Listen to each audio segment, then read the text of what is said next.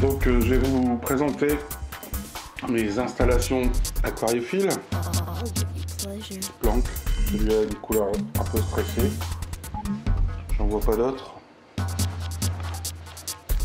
Mon aquarium. Avec ça, c'est pour mon oiseau. Un petit bébé. Et les parents qui gardent. Donc quand on dit que les alevins de Shannon ne viennent pas manger le mucus des parents, en tout cas, il y en a souvent sur leur dos. Donc là on arrive dans la partie où il y a plus d'aquarium. Donc voilà. Donc là, premier bac avec des gros incubateurs buccaux. Je sais pas si on va voir. Pas beaucoup de lumière. Alors ici c'est une petite vue d'ensemble. Donc là on a la cage, le frigo congélateur pour stocker les aliments pour les chanas.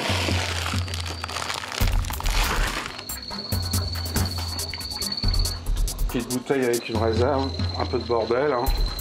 Donc c'est avec ça que je filtre. Des exhausteurs, donc des doubles comme ça, ou alors des tout petits comme ça. Ça c'est les dendrobates. Finissent. Élevage de drosophiles. Voilà. Donc le système de filtration, il est fait par cette pompe. Donc alors là c'est un sacré boxon au niveau de tous les fils. Voilà. Une petite loupe qui sert à regarder en cas de problème. Alors ici on a des petits gâchoirs Royal Blue. Ici on en a en grossissement. Donc ici gâchoir Royal Blue, une deuxième portée qui n'était pas attendu, mais bon. Donc j'avais laissé une trentaine de jeunes pour éviter qu'ils se reproduisent, une vingtaine je sais plus. En fait ils les ont tous mangés et ils ont refait une portée. Donc là encore bêta, une immaculata, c'est déjà la moins ça. Ici on a le bac des orientalis. Ils ont pris un peu de couleur par rapport à l'autre vidéo que j'avais fait d'eux. Ils sont beaucoup moins stressés. J'ai toujours pas de couple formé, malgré de temps en temps que je vois des accouplements, hein. Donc ça c'est une réserve de nourriture. On a par exemple élevage de vers de grindal, trop vert. D'autres. C'est du grossissement. Pour l'instant on voit personne. Et ici j'ai mon bac, une des formes d'Apoplecus, Loki. Ici les petits œufs. Là j'ai une souche de Cupirorota avec des jeunes. Et ici c'est mon aquarium avec les Fire Nice. Donc j'ai baissé un peu le niveau de l'eau. On verra ce que ça donne. J'espère bien les reproduire un jour. Donc on a ici un petit gadget pour faire des Nopit d'Artemia. Félie affilié gâchueur. Pareil en bac de grossissement. Ici en bas on a un autre bac où il y a des ornathipinis mais qui sont pas encore acclimatés. Lui il a un défaut à la mâchoire. On en voit un autre là-bas. En bas un bac hôpital. Ici encore des Apoplecus. J'ai encore des guppies ici. Donc ici encore un autre bac de grossissement. Donc Donc là c'est des félis plus petits que j'ai sélectionnés. J'ai isolé pour les faire grossir à part, voir s'ils grossissent ou pas.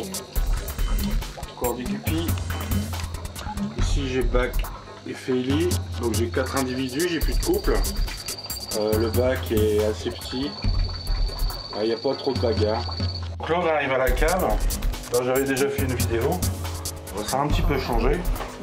Enfin, c'est toujours autant de boxons, mais voilà les installations à la cave. On retrouve toujours un seau, un aspirateur quand on a le courage pour s'en servir. Et toujours un peu de fil qui dépasse. Donc ici, premier aquarium, on a des chanas. J'ai qualifié d'indien, on ne sait pas trop ce que c'est. Une espèce assez timide. Et là je les ai mis en eau un peu plus acide pour voir. Là c'est un petit bac avec des patotis. J'en ai mis un peu de végétation. Ils partent pour la bourse de Freshen. Je garde pas les patotis. Ici on a le bac des TH03 qui se montre pas. Bon, d'habitude je les vois, mais là ils veulent pas se montrer. Donc c'est éclairé très faiblement, hein, avec des lampes économie d'énergie. Ça n'empêche qu'on a quand même une végétation, bon je vais pas dire luxuriante, mais ça pousse quand même. Bon, avec les gros chanas on a du mal parce qu'ils font tellement de remue-ménage que les plantes ne tiennent pas, donc il n'y a pas de substrat dans les bacs. Les plantes vivent vraiment, on voit qu'une note n'est même pas accrochée. Bon là c'est normal, ça épicide comme plante. Donc là c'est le bac du bas où j'ai mis un petit port, vous avez déjà vu. Voilà. Il n'y a pas trop d'éclairage. Normalement il y a une pompe pour faire un peu de courant, mais là c'est pour ce soir. Donc toujours le même principe pour la filtration avec une pompe à air comprimé. Donc là on a ici le bac des panneaux. Et donc là c'est le mâle, très reconnaissable, assez nageoire.